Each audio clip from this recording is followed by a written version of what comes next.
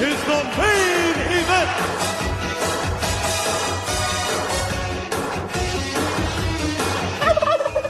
Hello and welcome everyone to the main event, Mark's podcast. We are here in November and it is Survivor Series month. I am your first host, lifelong wrestling fan, former radio guy, and the leader of the Jacked brand in the Main Event Figure Federation. I am Troy. With me as always is the WWE Walking Wrestling Encyclopedia, the Main Event Collector on Instagram, and the leader of the Overdrive brand in the MEFF. And also, the fake razor to my fake diesel, he is Greg. What's up, Greg? Why the hell do I get stuck with that crap? I'm fake diesel? You're like 8 feet shorter than you should be. What the hell? That's not even... Alright, anyway. Getting off of, like... I had to take a shot at your height. It wouldn't be a podcast without that, would it? Yeah. I did notice... That's what we do, folks. I did notice when this go... It's what we do! On this card when... first of all, I was confused, because I always forget about fake Razor and fake Diesel. But when Razor's theme hit, I was like, wait, what? He's in the NWO right now. And then, was it Rick Boggs comes out, and I was like, my God. And you look over at Scott Hall, say what you want about he drinks and did pills and whatever else, but he's like shredded. You look at Rick Boggs, and he's coming out with a dad bod. Yeah, I always question that, too. It's like, yeah. I'm not saying I'm in any position to speak on one's body, but it's like, man, like, Razor came out looking like the way he did versus that.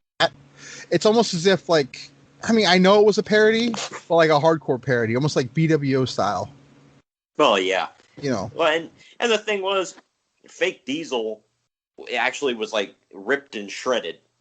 Like, you know, the real one. So, that one... I might even argue at this point he might have been more ripped than Nash. Yeah, he probably was. But I don't know. It would have been funny if that, because I think they dropped the Big Sexy nickname for him. Because it would have been funny to refer to the guy who would be Kane as Big Sexy. Big Sexy was only Kevin Nash. It was never Diesel. Yeah. Either way, we're talking about Survivor Series 1996. You'd think this is a Halloween show with the cosplaying going on here. And we're going to talk about somebody else who was in a weird getup, who I was like, oh, didn't expect to see him on the show, but all right.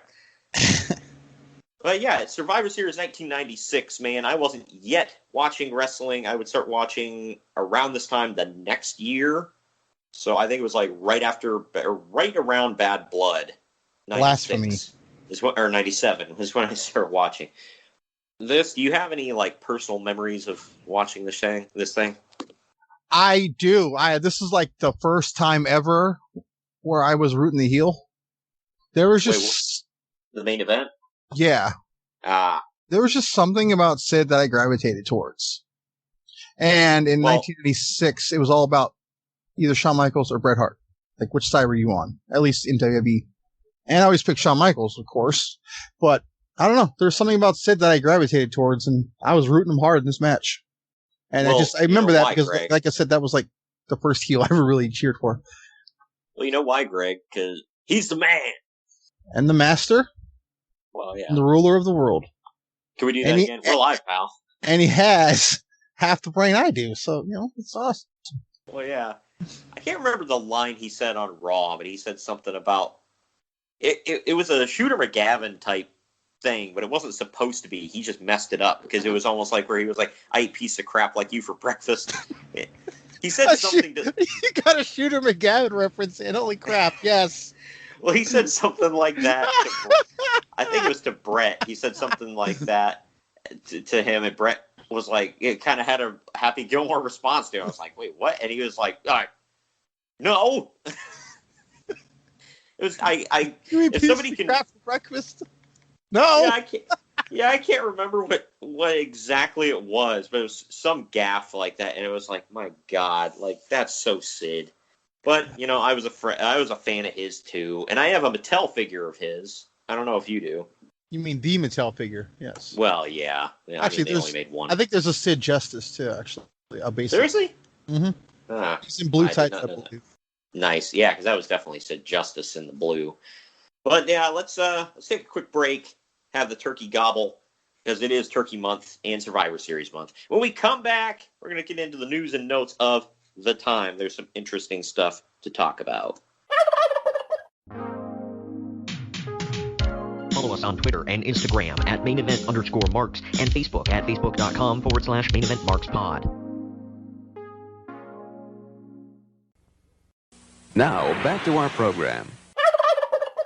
All right, we're back. News and notes time, man. This first one, I forgot this happened around this time. I was like, wow, November of 96. In what will either be remembered as a groundbreaking storyline or an act of total desperation, WWF ran an angle where Steve Austin broke into Brian Pillman's house and Pillman held him off with a handgun. Oh, man.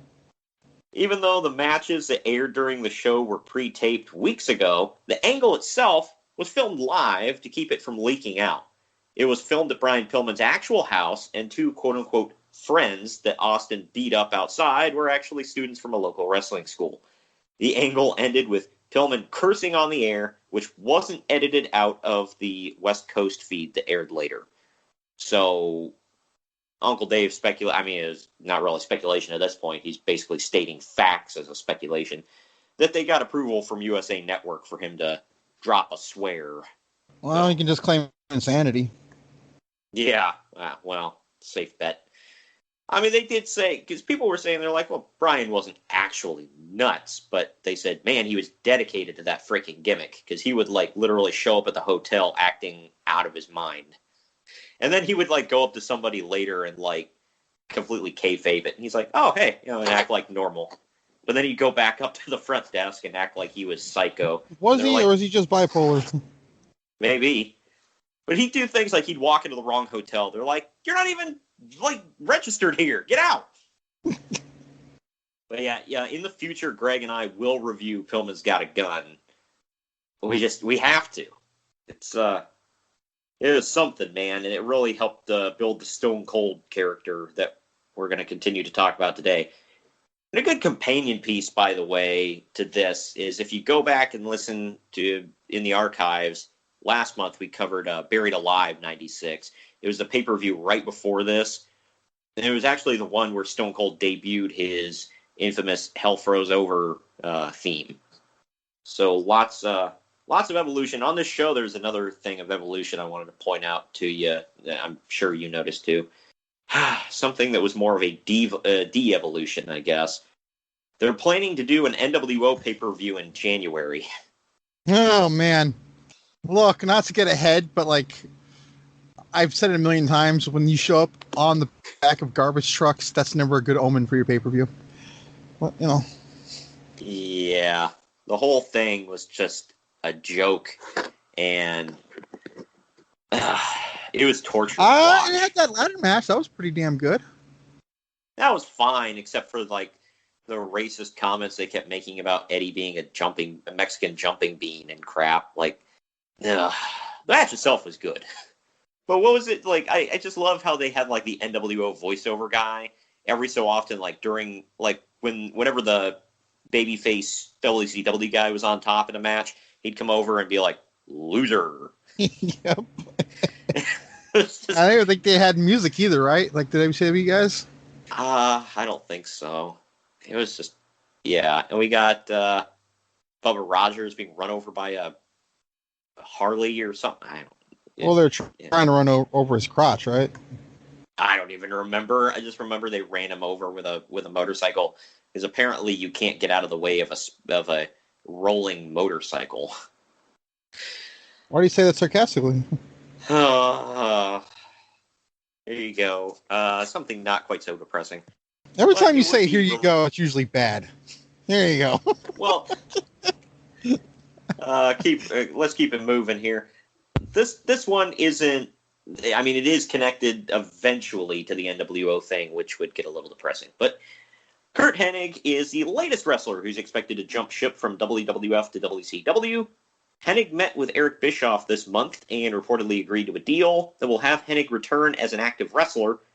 When WWF learned of this, they sent WCW a threatening legal letter, because they were under the impression that Hennig was planning to make a surprise appearance on this week's Nitro episode, and WWF says Hennig is still under contract for them. We talked about this with the Buried Alive thing, too. I also find it funny, he doesn't debut until, June and July? Yeah, something like that.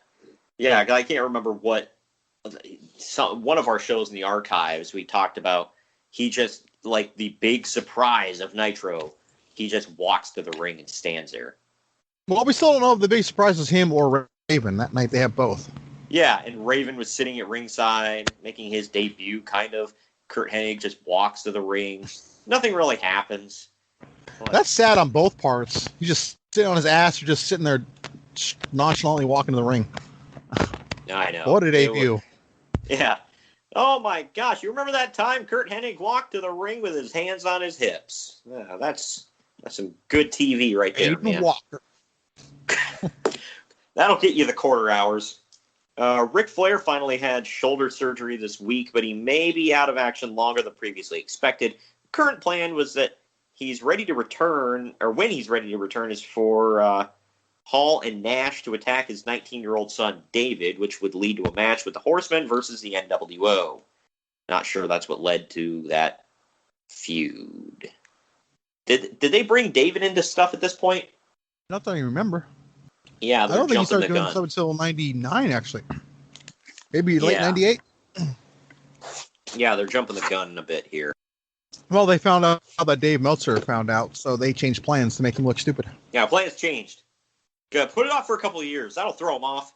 Well, and then they just rammed that stuff into the ground. They're like, we found out that, not that this was a good kept secret or anything, but Ric Flair can cry really well on command, and we can, if we beat up his kids, that'll make him cry.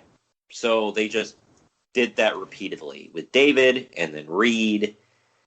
How is his little girl the one that turned out to be the breakout star and not one of his sons? I know. Well, rumor has it was that, from anybody who saw him, they said that Reed was, he looked like he was destined to be amazing. And Rick put a lot of time and effort into, him getting the basics down. But, things happen, unfortunately. That one sucks, man. Because not just because we lost a life, but it's like you think of, what could have been with him. We could have had I say the same thing about a couple of guys back in the day. Magnum TA. He would have been a huge star. Oh, I know. Yeah. Yeah. Well, he didn't die. But right, but his career did. Well, you think about we could have had a Flair on top of the men's and women's divisions in WWE. That's kind of crazy to think about. I know. And meanwhile, David's sitting back like, I used to wrestle. I'm like, shut up, David. Why is he Terry Funk all of a sudden? I don't know. Here, hey, man, I got a big one for you. Here Your we mother's a whore. You're going to be saying that after this story. No, I'm not, because it's already a bad segue. Hulk Hogan is making media rounds to promote his movie Santa with Muscles. Oh yeah! Oh, good God! Santa with Muscles, man. He'll do anything for a buck. Did you ever watch this movie? I've never seen it in my life. Yeah, neither have I. I heard it was called Santa with Muscles, and I instantly didn't care. I did, however, watch that horrible, I think it was called Christmas Sleigh or Santa's Sleigh or whatever, where the Jewish Bill Goldberg played Santa Claus. A murderous Santa Claus, by the way. That's money. Yeah, it was, it sucked. Whole thing sucked. Yeah, it was bad. And this, by the way, when he's doing press for this movie, he wore an NWO shirt under Regis and Kathy, and it was Kathy Lee at this time, people, if you don't remember. But he was wearing the NWO shirt, and he was like, well, I play a bad guy on TV, but I'm still the same good brother you've always known, brother. Good brother? Yeah, he's the goodest brother. And the goodest. Yep. Well, I don't know about the big LG. But Grammer's taking a huge hit on the show today. Hell yeah. Well, I don't know about the big LG. Doc Gallows there. But if rumors are true about Carl Anderson, Hulk Hogan may be just as good of a brother. Wow. Not getting into it. It's current news or rumors or innuendo, whatever. Leaving it alone. Moving on. Why would you cheat on your hot Asian wife? Right? That's what he calls her, by the way, before anybody hears that. That's what he calls her, literally. His hot Asian wife. I think he had a T-shirt made of that. That would not surprise me at all. Yeah, I think there were a couple pictures, I think, of where she was wearing a T-shirt that said "Hot Asian Wife" or something like that. But anyway, yeah, we haven't done this in a couple weeks, so I figured we'd get back into this one. We'd get big. Yes, let's do it. Go big or go home. Hell yeah. Why do you make innuendo out of that? I could have been talking genuinely. I didn't make any innuendo out of it. Lies. You went, I heard you. Whatever. But all right, we haven't done this in a couple weeks, so I got to get back into it here. This week in ECW. Hold on, let me guess. They're planning the invasion. Yeah, that's it. Am I close? No. I mean, that stuff was going on at the time. There were rumors about what the hell's going on between ECW and WWF. Well, but we'll get into it on the show, but Furnace LaFawn and Flash Funk on this show, clearly there was a working relationship there, so yeah. Well, since you mentioned it, I'll do that story first. At a recent ECW show, the fans chanted, "You sold out," at Too Cold Scorpio, who is headed to the WWF. And Scorpio responded, telling the fans that if you got offered $200,000 a year, you'd take that job too. Well, you don't want to make 5 cents a year from Paul E? Come on, dude. Yeah, like, you don't want the hope and pray check where you go to the bank and you hope and pray it doesn't bounce. I will say he's better than Herb Abrams, but, I mean, that's like... What's that saying? Yeah, that's not really... I mean, who set the bar? We are the bar. This next one... At the same ECW show, Stevie Richards got hit in the neck with Sandman's cane and collapsed. It was apparently a stinger, and Richards was paralyzed for a while and taken away in an ambulance. For about half an hour, he could only move his fingers, and by the next day, he was up and walking around just fine. Shane Douglas had also recently complained about the use of the canes, as he collapsed the week before after getting hit in the neck with one as well. Douglas reportedly refused to work with Sandman if the cane is involved anymore. Also, on the same show, Francine got hit with a chair thrown by a fan. Of course. But she was fine. What the hell was that? I don't know. I'm getting eaten by global warming. This is just like... Oh, okay, cool. I get it. I got that, actually. So yeah. I don't know if anyone else will. Go back in the archives. But yeah, this just like multiple people are getting hit so hard with a Singapore cane in the neck that it is momentarily either paralyzing them or just dropping them where they can't stand up. And for anybody that questions why I don't like ECW, there you go. Yeah, and I'm a big Shane Douglas mark, but like it's he has a right to complain here. He was the top guy. I mean, I realize Sandman was a top guy too. But if one top guy is hurting another one repeatedly, yeah, complain. It's like, dude, what the F? Do you think The Rock... Well, it's also, we're talking, not to, let's get off on a tangent, but we're talking about two vastly different guys. Shane Douglas, whatever, no matter what anyone thinks, can actually wrestle. Sandman can't. There's a reason he has an awesome theme song in the Singapore cane to mask everything else. Yep. So, well, yeah, I might argue he's one of the worst wrestlers in history, right up there with New Jack. Well, and not to compare these two to the other two I'm about to mention, but think about in 1999 when The Rock and Austin were hot. If The Rock's gimmick was like using a certain weapon and he almost paralyzed Stone Cold a couple of times, or vice versa. I mean, don't you think, that the guy up top would be, Vince, whatever, would have been like, look. Yeah, I thought you meant God, honestly. I really did. Don't you think Vince McMahon would have been like, look, stop it? Well, yeah, because he has a brain. Well, be careful who you say that to, Greg. I know. But yeah.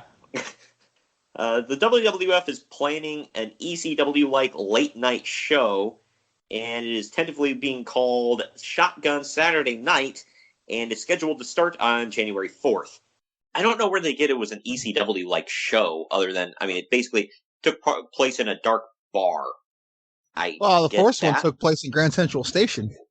Yeah, okay, a dark Grand Central Station. Which, you remember we went there? I was like, dude, we gotta go check this out. This is like... I'd forgotten about the Shotgun Saturday Night thing, so... Yeah. I made sure to take you there and show you the escalator where Triple H got tombstoned. Yeah, I remember that one.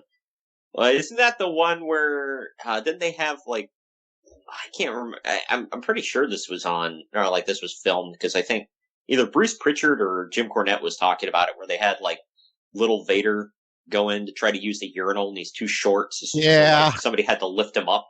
Yeah. I don't know if that was this one, but yeah. Ha ha, god dang it, pal. He's short. He's a short little vascular son of a bitch. He's like Vader. He's short and stinky. What the hell? Apparently that was the thing. I don't know if that was... You always gotta take it too far. Well, I don't know if that was the thing in WCW or if he just gave up in WWF, but everybody said it's like, he never washed his gear. And it got so nasty to the point of where his gloves were flaking. So, like, Cornette said he grabbed him with those black gloves, and Cornette said he had to throw his suit jacket away because, like, black just rubbed off on it so bad. Ow. Yeah. And, that's kind of gross.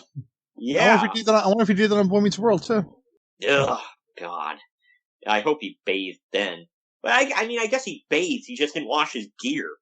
And Jim Ross talked about that too, where he said he called up because like Vader was like milking an injury or doing something. I don't even remember.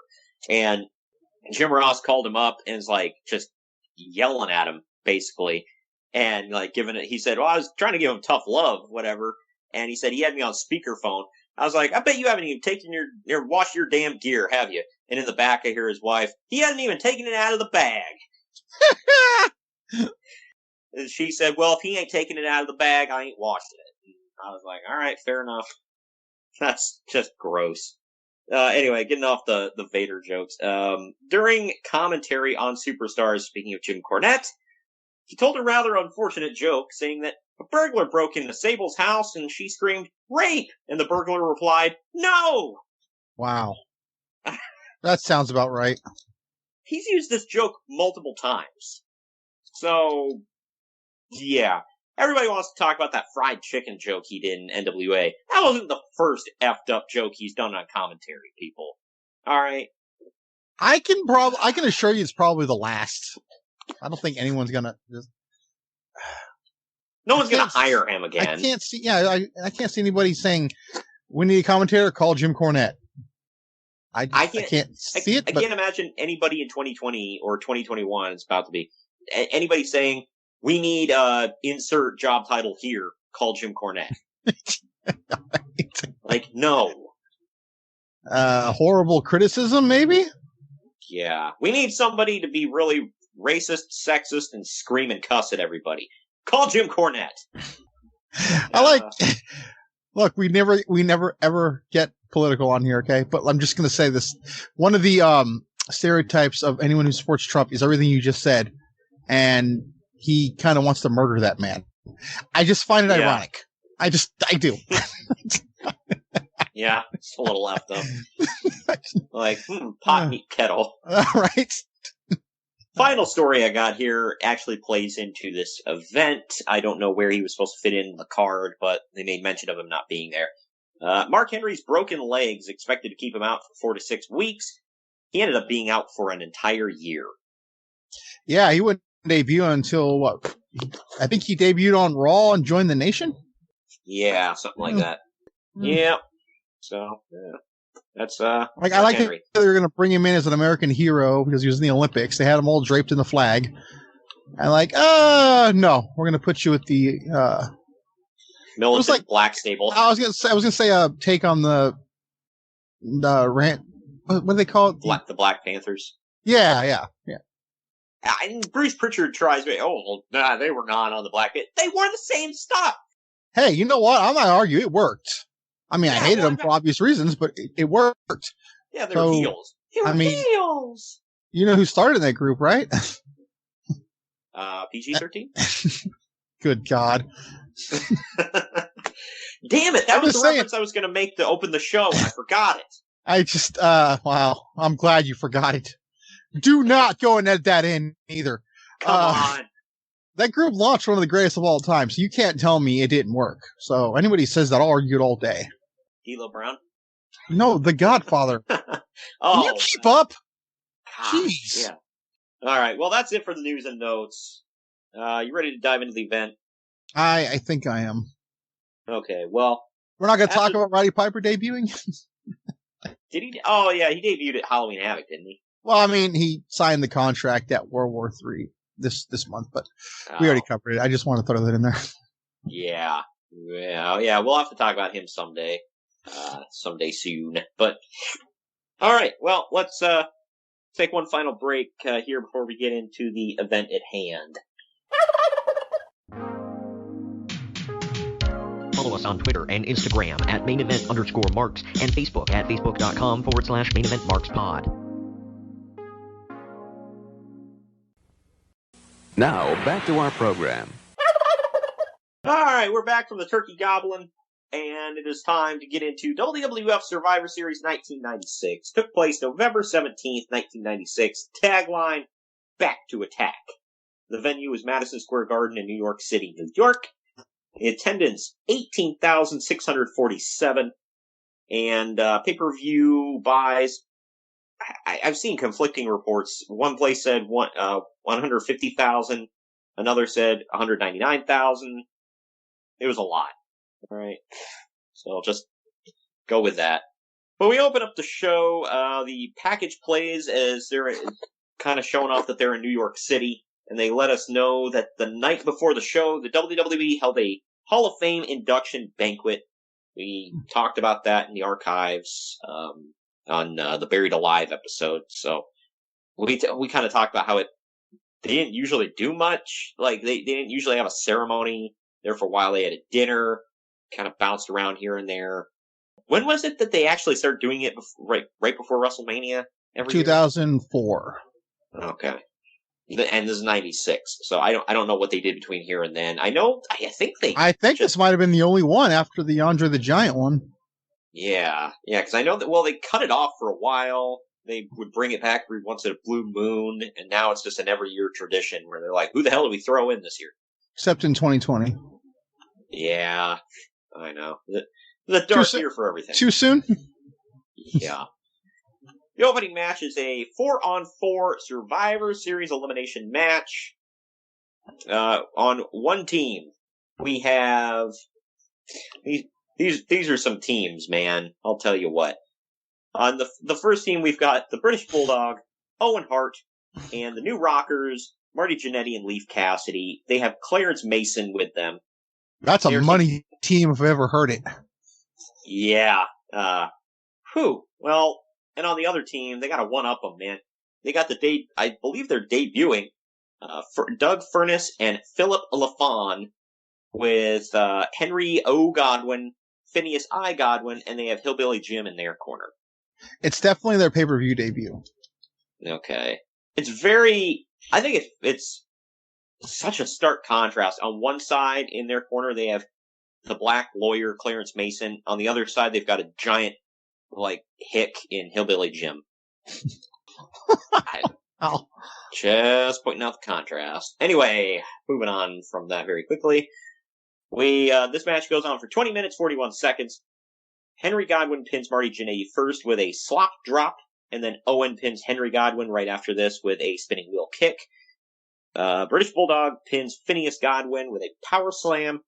Philip LaFawn pins Leif Cassidy with a reverse superplex, which Vince McMahon calls, what a maneuver! Dude, he says that for everything. I know. I just he's setting up! He's going out! What a maneuver! That's not what it's called. Damn it, Cole. Watch my old stuff, pal. That's what you do. I just like how he's even got, oh my! You didn't have to adopt everything wholesale from Vince Yes, McMahon. He did. He's got to do that to fund his Blistex. You know how much he has to buy? Oh, gosh, I get it. Damn it. Oh, I don't know. Anyway, I'm not even going to make a comment on that. After some miscommunication between Bulldog and Owen, LaFawn pins Bulldog with a sunset flip. Bulldog then chop blocks LaFawn before leaving. Finally, Furnace turns Owen inside out with a German suplex for the pinfall win. I was shocked about that one. Uncle Dave gave this 3 1/4 stars. I gave it 2. I wasn't that impressed by it. What say you? I gave it 2. I was borderline 3. I liked it. Yeah. It was like nothing impressive happened though. Yeah, it's for me. I mean, I would even give it 2.5 stars, maybe. By the way, this was like the New Rockers. If they weren't an odd pairing to begin with, at this point in '96, they were a super odd pairing. Because you look at like Marty Jannetty's walking around acting like, acting like, but he's acting like he's, like either drunk or high or a combo. Like he's just. All right, and I'm not gonna touch that one. He looks like he's feeling good at this point, like bobbing his head, like, yeah, man, I don't know if I'm a face or a heel, I'm just here. And then, Al Snow, Leaf Cassidy, whatever comes out, he's got the facial hair, he's got the top knot ponytail thing going at this point, and has this look on his face like he just hates the world. So, yeah. He hates the world as a new rocker, but loves the world when he talks to a head. What does that tell you about the man? You know what? I would choose the latter gimmick as well. I wouldn't have to call myself Leaf Cassidy and wear that god-awful outfit. And I wouldn't have to hang around Marty Jannetty, who asked everybody if it was a bad thing if he has sex with a girl he's waiting on a DNA test for to see if it's his daughter. When you combine that with a guy who talks to a head, man, that's a hell of a team. He also claimed that he murdered a man when he was young because the man tried to touch him inappropriately behind a bowling alley, and then he dumped his body in the river. He has since retorted that and said he just did it for a gimmick. Yeah, and then I think he turned around and was like, or did I? And I was like, shut up! Just quit talking. He says the worst stuff. Well, he's got some issues. Yeah, we'll say issues.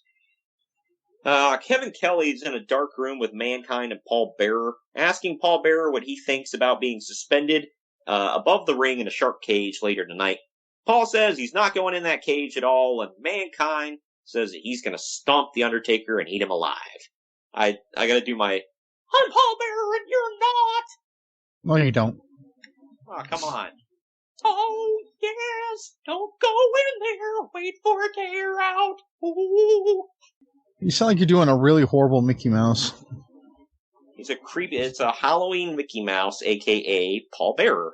I'm trying to figure out, like, how Bill Moody came up with that. He was like, I'm gonna talk like this! Like, well, maybe someone was just grabbing his balls when they were doing his... yeah. When they were doing his audition or something. Yeah, somebody. Anyway, the next match is Mankind with Paul Bearer versus The Undertaker. And Paul Bearer will be suspended above the ring in a shark cage. This was just shy of 15 minutes. The Undertaker is lowered from the rafters in a Batwing cape. They made a Defining Moments Undertaker of this, didn't they? Yeah, good luck finding that for anything under $2,000. Yeah. Defining Moments Undertaker Mattel figure, if you guys haven't figured it out. So. I have the Ministry of Darkness one. That's a pretty penny, so I'm happy with that. I'm pretty, yeah, I do too, as far as I remember. I have one for Jax and Mattel. But yeah, so this was pretty cool, but he's in full leather, and I noticed during the match, I'm like, oh, he's not wearing any gloves at all. Like, this was his first pay-per-view. I don't know what he was doing on Raw, but at the last pay-per-view, he's still wearing the purple gloves. Here he's just wearing the wrist gauntlets. But if anybody watched the Last Ride documentary, he hated this entrance and the look and the cape, everything. He hated it all. Oh, why? He just said it was stupid and didn't like it. He hated a lot of things they made him do back in the day. If you hear, what was the Survivor Series he was on Team America? 93. Okay, and that one where he opens his trench coat, and the inside had the American flag stitched inside of it. They asked him what happened to it, and he was like, "Oh, you know what? My dog ate it. Like, he said, accidentally, quote unquote, got my coat and ate it." It's like, oh, just that one, right? None of the others. That was back in the day when he had to make an excuse. Now you can just say, "I ain't doing that." Yeah, right. I mean, I could understand if he doesn't want to be lowered to the ring, but I thought the look was different. I mean, I don't know about the whole leather thing, but the ironic thing was he would go back to wearing just all leather as the American Badass. So, whatever. But I said, as far as the match goes, I said this was great and hard hitting, back and forth. Undertaker ends up winning the match by hitting the Tombstone Piledriver for a pinfall. Uncle Dave only gave this 2 1/4 star. I gave it 3 stars. What say you? I gave it 2. I was like, man, I feel like I've seen this before. Adding Paul Bearer and a shark cage above does not change it for me, unfortunately. Yeah. I've seen this match before. It's like, I just love it every time they do it. I don't know. I was a big mark for this. Seeing Slam Master Jay's dad get involved is cool. Mother of God. Getting into that after the match. The Paul Bearer cage lowers into the ring, and the Undertaker is gonna take him out as soon as the cage opens. But before he can get to him, the Executioner runs down and attacks the Undertaker. Taker finally hits a flying clothesline on the Executioner and sends him packing, and Paul Bearer is able to escape. The Executioner was Terry Bam Gordy, excuse me. MSG is a long way from Batch Free, man. He must have hauled ass to get there. He's not a free bird anymore, Greg. He doesn't live on bad. Once you're a free bird, you're always a free bird. Shut your mouth. Well, yeah, he had to hide his face, so they didn't know anymore. He was like, "Oh, I'm not a free bird anymore. I'm ashamed." Meanwhile, we have another free bird. Yeah, you had to feel like Doc Hendricks got him a job there, right? Oh, he definitely did. Yeah. They said he called up, or he talked to Vince and Bruce and all that. He's like, "Look, if you guys could do me a big favor, Terry's in a bad way and he needs some money. Could you guys hook him up with a job?" And they were like, "Yeah, we'll figure out something." But Vince was adamant. He's like, "God dang it, I don't want a free bird." But God dang it, you already got one. Well, that's why he was like, "You're not a free bird. You're Doc Hendricks. Cut your hair and shave your beard." I know this is a little off, by the way, but he made a cameo on Halloween Havoc, right? Halloween Havoc? Oh, I still gotta watch Halloween Havoc. He makes a cameo on there, and they even play Bad Street when he's coming out of the van. Of course they do. I gotta watch this now. All right. Damn good event, by the way. Just except for that Dexter Loomis crap, but it was fun to watch, I guess. But it was stupid. But it wasn't quite as bad as a musical, but it was close. Well, you don't want to hear a sing along between Trevor Lee and Dexter Loomis. Come on, man. No, Dexter Loomis never even spoken a word, so. His first words should be him breaking out in song. Kind of like Orange Cassidy's first words were going off about global warming. Either he breaks out in song, or they do the voice thing. Like they do what they did to Undertaker in Suburban Commando. Like first he's like, "You're gonna die, Clancy." Oh yeah, that's right. They should do that to him. Why do I like bad things? Anyway. Speaking of something if it's stupid, you can enjoy it at least. It's like, yeah. Well, something that's not bad. Sunny comes to the ring wearing an outfit that looks like it's straight out of the 1960s. How roll tide was she looking?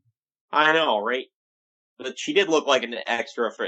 I just said 60s, but she looked kind of like an extra from that 70s show. Am I wrong? Nope. Yeah, but she does commentary with Vince and JR. Meanwhile, Doc Hendricks is in the back. He interviews Hunter Hearst Helmsley, Goldust with Marlena, Jerry Lawler, and Krish. This is the most odd team ever. Yeah, my next line was, "This is the wackiest team I've ever seen." The old Hunter Misfit Toys team. Yeah, because if you think about it, Hunter Hearst Helmsley was the Connecticut Blue Blood at this point. Goldust was effing androgynous. Yeah. Jerry Lawler was, the cocky, arrogant king of wrestling, king of Memphis, kind of. You put quotations around that, right? Yeah. And then Crush was the prisoner Crush at this point, with a fake tattoo on his face. That was 100% legit, by the way. Like, he just got out of jail. That's no BS. Just got out of prison. They just got out of prison, gotta make a gimmick. And they threw that on him, yep. Yeah. Way to go. Apparently, I wish I could say it worked, but... Yeah. Well, apparently Mark Henry's injured, and, I put this in the notes before I read the story, and he needed to be replaced on the other team. Jerry Lawler says he's too scared to show up. So, I don't know. Speaking of weird teams, we'll get into the next one. The first team, Hunter Hearst Helmsley, Crush, Jerry Lawler, and Goldust with Marlena. They're taking on the team of The Stalker, Barry Windham, Rocky Maivia, the debuting Rocky Maivia, Jake the Snake Roberts, and Wildman Mark Marrow with Sable. You should have said Jake last because he was surprised. You ruined it. Great. Oh, gosh. How dare I? Well, this went for 23 minutes, 44 real quick, seconds. I want to point out something about the Stalker. When they brought him in, his promos were like, obviously he was a heel. Something just happened where I guess they said, never mind. And they said, you're going to be not only a face, you're not going to have the face paint on you, and you're going to wear a WWE shirt during your matches. And go back. I don't know if he ever stopped, but I noticed he was wearing his old cowboy boots. Yeah. I'm like, okay. I don't know of many hunters that wear cowboy boots while they're out in the woods. And they just gave up calling him the Stalker. I mean, they were still calling him the Stalker. They were also calling him Barry Windham. And to my knowledge, he'd be gone fairly quickly after this. What about the new Blackjacks? No, the Stalker, I mean. Oh. Well, first note I had was the barbs are flying between Sonny and Jim Ross throughout this entire match. And Sonny said something. That was some of the funniest part of the show, by the way. It was pretty funny, but you could tell, like, some of the stuff you didn't know where reality ended and kayfabe began and vice versa. Because Sonny said something about, when the pyro went off, something about the, Sable's implants catching fire, and Jim Ross says something to her about, it's like, oh, you're one to talk, aren't you? And she's like, excuse me, I'm all natural. Like, sure. Anyway, but Mero starts the match by announcing that the replacement for Mark Henry is Jake the Snake Roberts. He comes out. I will say he got a big pop. My God, he walked through there and I was like, oh. I mean, did you have that same reaction? I don't like judging. I know he had relapsed a couple weeks prior to this. Yeah, and I can't remember who it was made a crack about, him and alcohol or whatever. I think it was Sonny. No, I think it was, no, Jim Cornette wasn't in this match. It was another one. But anyway, yeah, so, whatever. He came out, he just looked bad. I'm like, damn, dude, this sucks. But he pulled the nose up, so it's all good. Either way, Vince makes it known that Rocky Maivia is a gimmick tribute name. Just killing it right there. He's like, well, that's not his real name, but we're going to call him that. Like, let us make believe, Vince. I never knew that they actually, acknowledged that. Like, I thought they always went... I think the whole thing was to make sure we knew he was the first ever third-generation star. Yeah. Jake Roberts pins Jerry Lawler first with a DDT, so that was cool. Goldust pins the Stalker after hitting the curtain call. Mark Marrow pins Hunter Hearst Helmsley with a moonsault to the standing Helmsley. Crush pins Jake Roberts after a heart punch, which is the weirdest finisher, one of the weirdest finishers I've ever seen. Mark Marrow splats outside of the ring with an attempted dive. He's rolled back in and pinned by Crush. Rocky dodges a heart punch from Crush and Crush takes out Goldust instead. Rocky pins Crush with a crossbody splash. And then, finally, Rocky finishes off Goldust with a shoulder breaker with a pin. Uncle Dave gave this 2 stars. I gave it 2.5. What say you? I gave it 3. I thought it was the most enjoyable Survivor Series elimination match on this card. It was wacky. It was fine. It was good. I liked it. I wouldn't have called anybody in this match a jobber. So I'll say that. Well, I don't know. Stalker, maybe. If you're looking at this entire match, like 2 of these guys are going to go on to define an era, I wouldn't have picked Triple H and Rocky Maivia. Yeah, I know. I'm like, man, he's literally debuting against a guy who is one of his biggest adversaries through his entire run in WWE. It's nuts. But up next, we get a hype package for Bret Hart and Stone Cold. It shows Bret claiming to be the best wrestler in the world, while Austin has been terrorizing everybody with violence. Stone Cold Steve Austin. What I love about that, by the way, is the contrast. Yeah, right. And Bret's supposed to be like the wholesome, like, I'm a great wrestler and pure wrestler, and I'm wholesome good guy. And meanwhile, Austin's just like beating people up and swearing and cussing and just everything. So, Steve Austin is being interviewed backstage by Todd Pettengill, who's wearing his middle of the mall CZ earrings. What the hell? He is. He's middle of the mall. Yeah, the middle of the mall CZ kiosk that you can get the fashion jewelry at. That's what he's doing a Tony Schiavone before Tony Schiavone ever did it. But Pettengill tells Austin that his match with Bret Hart is now a number 1 contenders match for the WWF title. Austin says that he's going to whoop Hart's ass. After Austin's entrance, Pettengill is interviewing Bret Hart, who says that he's fighting to make Austin respect him. Yeah, well, good luck with that. So this match here, Stone Cold Steve Austin versus Bret the Hitman Hart for the number 1 contender spot for the WWF heavyweight title. It went for just shy of 25 minutes. It was a longin', but a good'un. Austin is wearing his more recognizable vests at this point, but still isn't posing at all 4 corners just yet. I mean, did you notice that about the vest, where he changed it up at this time? I just always remember the vest, though. Well, if you remember, I mean, he always had a vest, but if you go back and watch, like, Buried Alive, the vest he was wearing just had, like, a painted-on logo on the back. Here, he's actually wearing the one with, it almost looks like metal, the way they sewed it on the vest and everything. The one we all know and love and all that good stuff, but just a little tweak to his look and his character. More is yet to come. The crowd is definitely starting to get into Austin at this point, but they blow their load for Bret.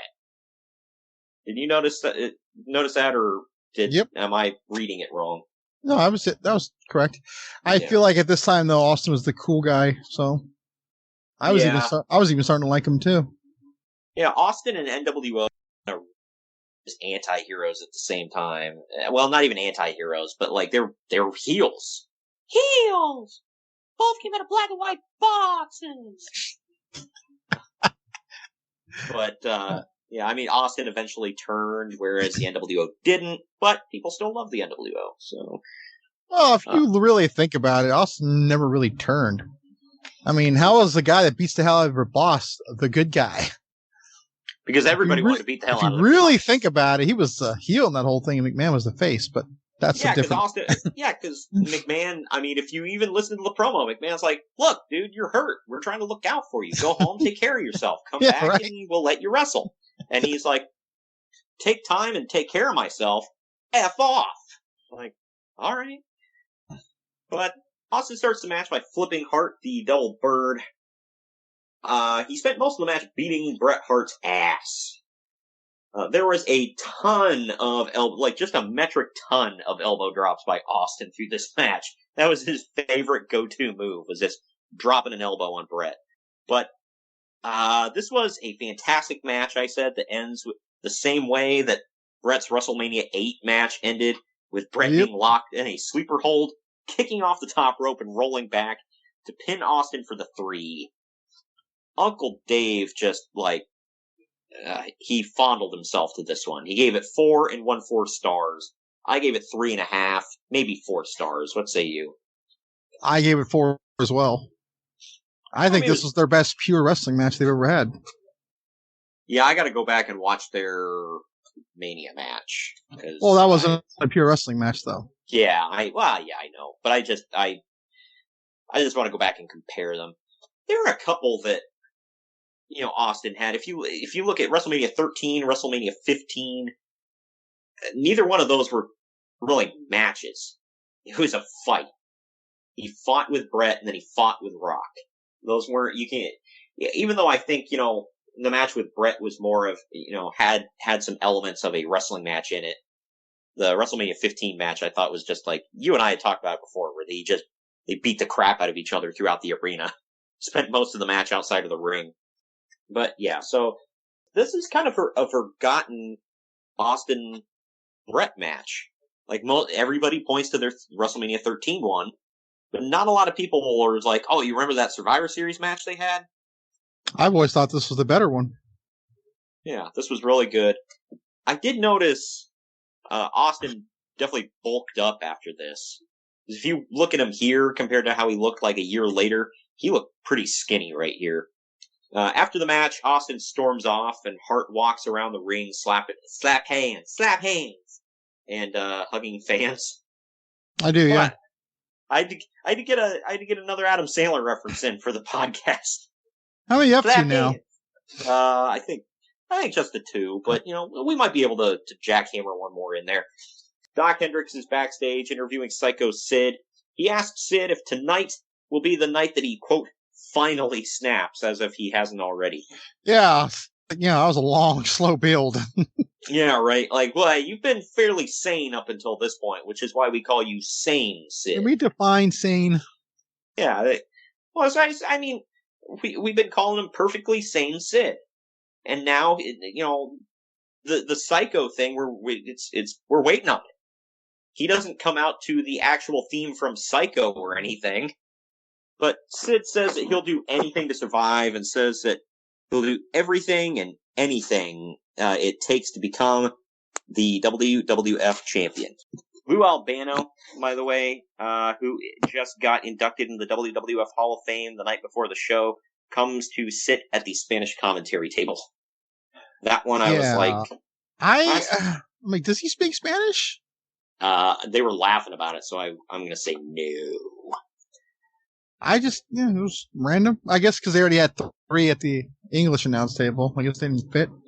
Yeah, well, I mean, I'm not crying that I didn't get to hear commentary from Albano. Just saying. Razor Ramon, Diesel, Vader, and Farouk is the next team, by the way. They have Clarence Mason in their corner. They're taking on Savio Vega, Yokozuna, Flash Funk, and Superfly, Jimmy Snuka.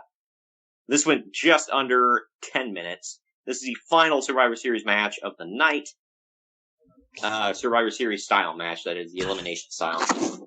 Wolfie D and JC Ice, PG-13, wrap Farouk's way to the ring. This is the debut, by the way, of the Nation. Yeah. I was about to say that this is a debut of this version of Farouk, apparently. Yeah, because you could see him at the last paper we did, and he was still wearing that gladiator garb. Yeah, Jim Cornette makes a comment about that, because Jim Cornette comes down, he hops on commentary. He's screaming the whole time, by the way. He can't just talk like a human. But, and of course, McMahon has to make a fat joke about him. That was, lovely. He said something about, I guess Bruce Pritchard had said something in the past about, like, McMahon, like, grabbed Jim Cornette backstage, like, grabbed him by his shirt by the chest or whatever, or his jacket at the chest, and then he, like, shoves him off all disgusting. He's like, ugh, I grabbed you and literally sank into you. My God. Wow. Wow. I'm like, what the hell? I don't know what to do with that. That's so effed up. He said everybody laughed about it, but it was like such a shock because Vince acted like just so repulsed. But this was also Flash Funk's WWF debut, joining people like The Undertaker to debut at this historic show. The Undertaker, right. The Rock, Flash Funk. I mean, what do you not get? Yeah, that's rarefied air, Greg. He's wearing a red and yellow jumpsuit, and JR says, "I've never seen the red and yellow look so good in the garden." Oh, good God. Like, shut the F up, Jim. It's not bad enough you bring us the fake Razor and Diesel, for God's sake. Yeah, I know it wasn't him, he was just saddled with it, but either way. Snuka was a mystery partner for his team, so another legend. Cornette acts like Hulk Hogan in his prime just came out to go against his team, by the way. Yeah, I feel like, I feel bad saying this, but I feel like Cornette's reaction to Snuka coming out was bigger than the audience. Yeah, definitely. I mean, the crowd was like, "Oh, cool, Jimmy Snuka." But like, my God. And at one point I was like, it's almost like irony at this point. Like, he's going over the top on purpose. Like, as a joke. But cause he's just like, "Oh no! My God, it's Jimmy Snuka! No! We weren't prepared for him!" I'm like, okay? Like, Can you fill me on who you were prepared for? I know, like, no, we were prepared for a guy who's actually on the active roster, not this old man. But anyway, Diesel pins Savio Vega with the jackknife powerbomb. Snuka pins Razor Ramon with the Superfly Splash. Diesel and Savio Vega duel with chairs. Everyone starts using chairs. The referee disqualifies everyone. The match gets thrown out. Uncle Dave gave it 1 star. I gave it like 1.5. What say you? 1 star. Whole thing sucked. Whole thing sucked? Yeah, just, I don't know, man. I don't even know why this was on the card other than to fill time. For that reason right there. Yep. A video package. I mean, I guess to debut Farouk in the nation, I guess. Yeah, what a great way to debut him and Flash Funk in a match that gets thrown out. A video plays to show how Shawn Michaels' 1996 is gone and how Sid has been losing his mind more and more as the year progressed. Follow us on Twitter and Instagram at @MainEvent_Marks and Facebook at Facebook.com/MainEventMarksPod. Now, back to our program. We now get the main event of the night. It's Shawn Michaels with Jose Lothario in his corner. He's defending the WWF World Heavyweight title against Psycho Sid. This went for 20 minutes, 2 seconds. The crowd, I said, clearly loves Sid, but they lose their effing mind for Shawn Michaels. They even almost pull him into the audience at one point. Security has to yank him back. A girl, it looks like she's about to lose her mind when Shawn gives her a kiss on the cheek. Like, oh, wouldn't you? Yeah, I'd fangirl if Shawn kissed me. Old googly eye. Either way. Especially Shawn nowadays. Yeah, right? During the match, however, the crowd turns on Michaels. They start booing him and chanting Psycho Sid. In the end... I love, by the way, when he's coming out, Jim Ross clearly acknowledges that. Did you catch that? No, I didn't. A lot of fans clearly love this man in the garden. Oh, yeah, that's right. Yeah, they're like freaking out, and he keeps doing the "Who's the man?" They're like, "You're the man." If there's ever one guy in pro wrestling that had the hit factor more than anybody, it's this period of Sid right here. Yeah. I don't think it mattered. He could have went out there and just thunk up the joint. He was just it. And he did a few times. Yeah. I don't think it really mattered, though. Nope. Yeah, and this match, well, we'll get into it. In the end, Sid grabs a camera as Jose Lothario gets on the apron and stops him from hitting Shawn. Sid turns around and blasts Jose in the chest with the camera, dropping him. To a major pop, by the way. I know. Yay, he hit the old man! Shawn hits Sweet Chin Music on Sid, but he goes to check on Jose instead of pinning him. Sid takes advantage, but Shawn bumps the ref with a crossbody before going back to Jose. Sid hits Shawn with the camera, then power bombs him as the ref comes to when he counts the pinfall, and the crowd erupts. Yay, Sid's the champ. Uncle Dave almost gave this 4 stars, but he had to shave something off or something, so he gave it 3 3/4 stars. I gave it 3 stars. What say you? I gave it 3. I loved it. Yeah, I thought this was great. It's one of Sid's better matches. And this was, I mean, if you, even, Pritchard was talked about, the original plan was Vader was going to win the title here, and then he was going to lose it at Royal Rumble, not Sid. But they did an about face, because Shawn didn't like working with Vader, and they put Sid in there. So we get this. Sid's better than Vader? Yeah, I guess so.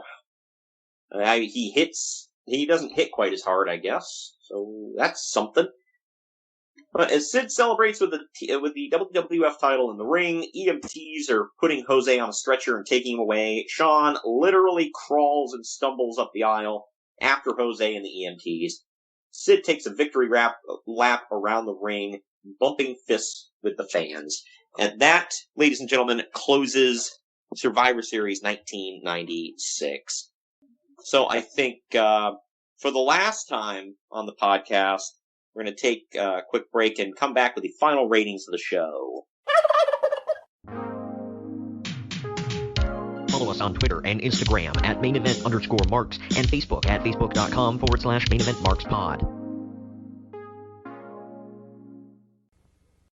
Now, back to our program. All right, final ratings of Survivor Series 1996. IMDb gave the show 7.2 out of 10. CageMatch.net gave it 7.68 out of 10. I gave it an even 7 out of 10. What do you say? I was borderline B minus C plus. So I'm just going to go C plus.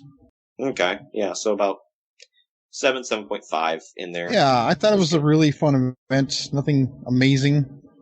I thought the Rock's debut of that match was probably the best Survivor Series match. Bret and Austin was clearly the best match overall, easily, hands down. Match. They had two really great matches, pretty decent Survivor Series match, or two decent Survivor Series matches. So, yeah, overall, I mean, good stuff, I think. I would definitely... Good crap, pal. Almost. PG. Yeah. I mean, if somebody asked, it's like, oh, should I watch this event? I'd say, hell yeah. Hell yeah. Yeah. There's enough on the show to make it a really good show. Was it perfect? No. But, I mean, they also were beholden to, well, we got to do these Survivor Series matches and we don't really have gimmicks for them. So, but past those, they crammed a lot of good stuff into the show. I enjoyed the watch. Next week, we have taken something off of our bonus show, what it was originally going to be, because we switched it up a little bit. And we decided this is going to be on the regular Wednesday podcast for the month instead of, the bonus show. Next week, we have TNA Victory Road 2004. I am really looking forward to this. Yeah, I don't know if I've ever watched this show. I want to say I have. No, I don't know if I have. This is the first ever 3-hour TNA pay-per-view. Wow. Like special Sunday 3-hour, not just because they're always on pay-per-view. Yeah. Yeah, I mean, if you look, it was obviously at the Impact Zone. I mean, the tagline for the event itself was a 3-hour epic event, so that kind of shows you right there. That was the thing. They were really liberal with that word epic. Oh, well, yeah. That became the running joke online of Dixie Carter always saying such and such was going to change the face of professional wrestling. And then either it'd be something really lame, or even if it was kind of cool, she ruined it by overhyping it, or she would just be like, oh, well, I meant it's coming up, not right now. But yeah, so we get... I've been misquoted. Yeah. I mean, we got a 20-man X Division gauntlet match for the X Division Cup on the show, and that opens the card. We've got the NWA tag titles being defended on the show. We got a Monsters Ball match. The X Division title being defended on the show. We have a last team standing tag team match here. Can't say I've ever seen that stipulation like that before. So, and the main event is a ladder match for the NWA World Title that involves two Jeffs. So, yeah. And that comes into play, by the way, Jeff and Jeff. Nice. No, it does. There's. Well, I'm looking forward to watching it. Thank you for joining me today, Greg. Mm-hmm. And we will see you all next week on the Victory Road.